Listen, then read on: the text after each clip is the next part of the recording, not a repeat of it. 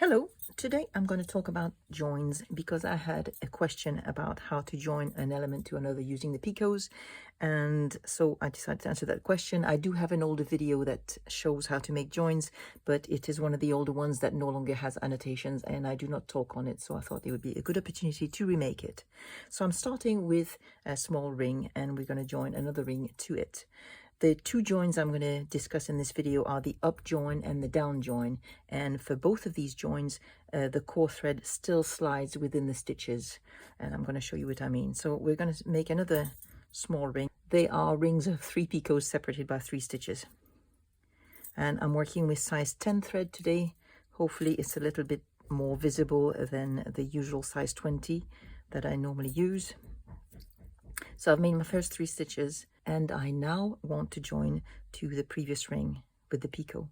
So the most frequently used join, I think, is the one that most people start with, is the up join. And it's called the up join, I believe, because you pull the thread up through the picot. It can be confusing because you're actually going down through the picot with your hook, but so you go from the top down through the picot and you're pulling the thread up from underneath through the picot like this, and you pass your shuttle through it.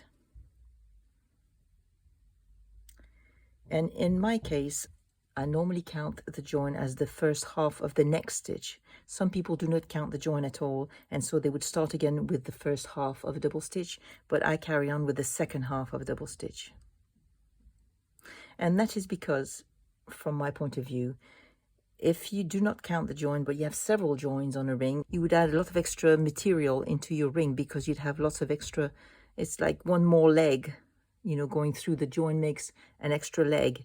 And if you don't count it on rings that have lots of joins, then your rings would be different sizes. It's really a matter of choice. Some people like to count and some people prefer not to count it.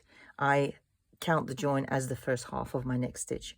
So here's what it looks like. So this is an up join, and we're going to complete this ring now with 2 more stitches, a picot,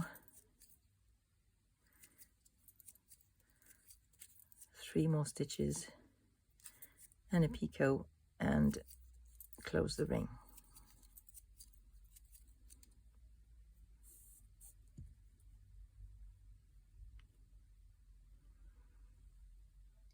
So this is what the up join looks like from the front, what the up join looks like from the back.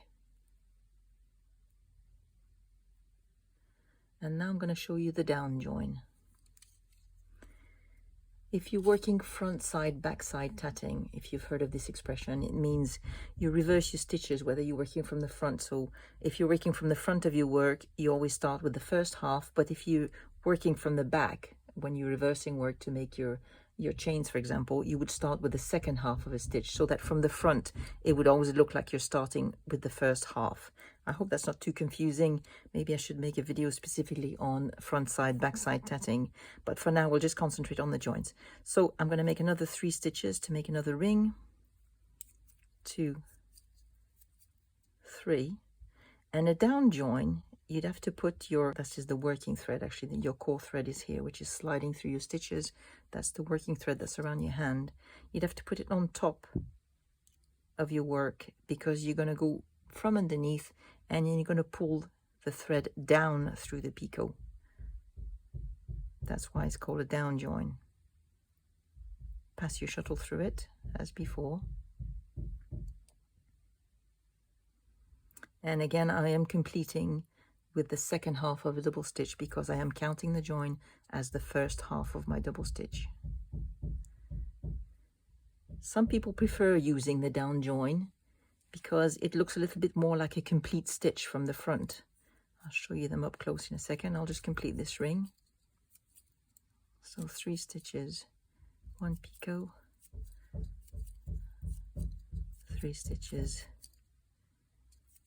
1 more picot, and 3 stitches. There's some work being done on the house next to us. You might be hearing some hammering and other noises on this video. So I don't know if you can see from the front here. So this is the first join I made. This is an up join. this is the second join I made, which is a down join. And from the front, it looks a little bit more continuous with the stitches. It's really a matter of preference. So we'll do it one more time. So again, 3 stitches. And I think people use the up join more because it's a little quicker to make. It's a little easier to make. You just go down through with your hook, pick up your working thread from underneath, pull it up through the picot and pass your shuttle through it. And where I said that the core thread moves within your stitches, so this join doesn't prevent the stitches from moving on your core thread. And we're completing the ring. 2, 3 stitches, a picot, 3 stitches, a picot, and 3 stitches. So that was an up join, and now we're going to do one more down join.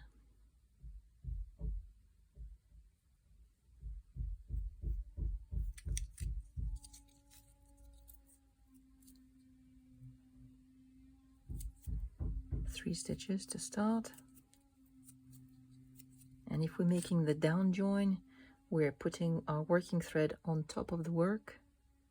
We go from underneath and we pull the working thread down through the picot. Oops, I split my thread. Down through the picot, pass your shuttle through it, and complete the join. And as you can see again, this join moves on the core thread with your stitches, and we're completing it with the second half of a double stitch and 2 more stitches, a picot, 3 stitches, a picot, and 3 stitches.